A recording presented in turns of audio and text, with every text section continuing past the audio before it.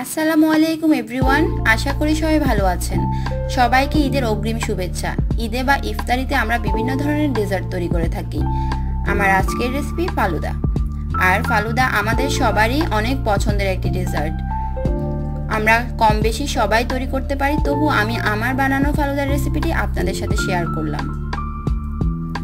তাহলে চলুন রেসিপিটি দেখে নিই।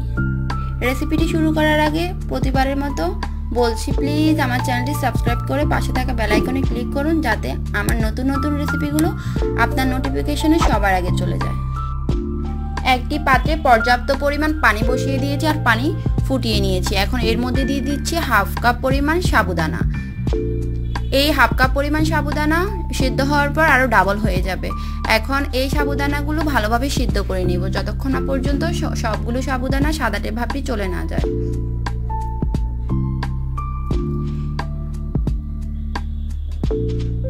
বেশ কিছুক্ষণ জাল করার পর সাবুদানাগুলো ভালোভাবে সিদ্ধ হয়ে গিয়েছে। এখন এই সাবুদানাগুলো একটি স্ট্রেনারে ঢেলে ঠান্ডা পানি দিয়ে ধুয়ে নিব।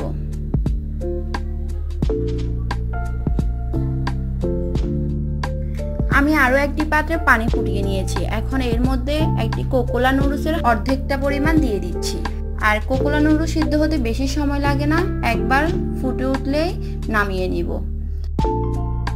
এখন সুন্দর একটি কালার আসার জন্য দিয়ে দিচ্ছি কিছুটা ফুড কালার। এখন ফুড কালার দিয়ে ভালোভাবে মিশিয়ে নিব, এতে পরিবেশনের সময় দেখতে সুন্দর লাগে। নুডলসগুলো সিদ্ধ হয়ে গিয়েছে, আমি নামিয়ে নিয়েছি। আর স্ট্রেনারে ঢেলে পানি ঝরিয়ে ঠান্ডা করে নিব। আমি এখানে দুধের মালাই তৈরি করে নিয়েছি। 3 কাপ পরিমাণ দুধ জাল করে 1 কাপ করে নিয়েছি, আর এতে স্বাদ মতো চিনি দিয়ে দিয়েছি। এখন চলে যাব পরিবেশনে। আমি একটি গ্লাসে কিছুটা নুডলস দিয়ে দিচ্ছি, আপনারা আপনাদের পরিমাণ মতো নিয়ে নেবেন। এখন দিয়ে দিচ্ছি সেই সিদ্ধ করে রাখা সাবুদানা।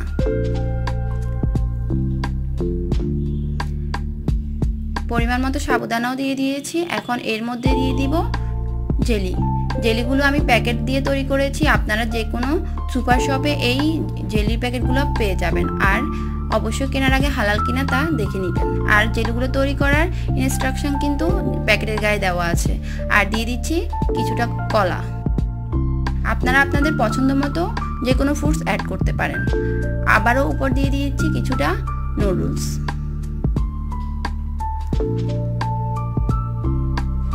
আমি প্রত্যেকটা আইটেম লেয়ার করে করে বসাচ্ছি, যাতে দেখতে সুন্দর লাগে।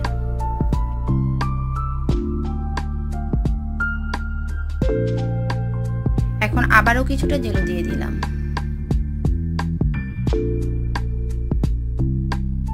এখন যে মালাইটা রেডি করে রেখেছিলাম সেই মালাই এর কিছুটা দিয়ে দিচ্ছি।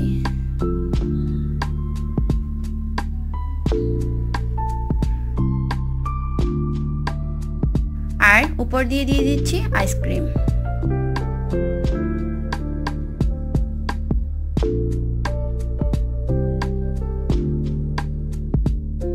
এখন আইসক্রিম দেওয়ার পর উপর দিয়ে দিচ্ছি বাদাম কুচি। আপনারা আপনাদের পছন্দ অনুযায়ী যে কোনো ফ্লেভারের আইসক্রিম দিয়ে এই ফালুদাটি সার্ভ করতে পারেন। আমি এখানে কিছু বাদাম কুচি করে নিয়েছিলাম, সেই বাদামগুলো দিয়ে দিচ্ছি।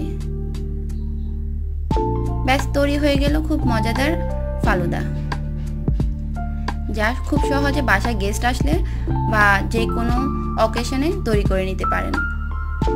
আশা করছি সবাই পছন্দ করবে। আমার ভিডিওটি যদি ভালো লেগে থাকে তাহলে লাইক দিয়ে কমেন্ট করবেন। আল্লাহ হাফেজ।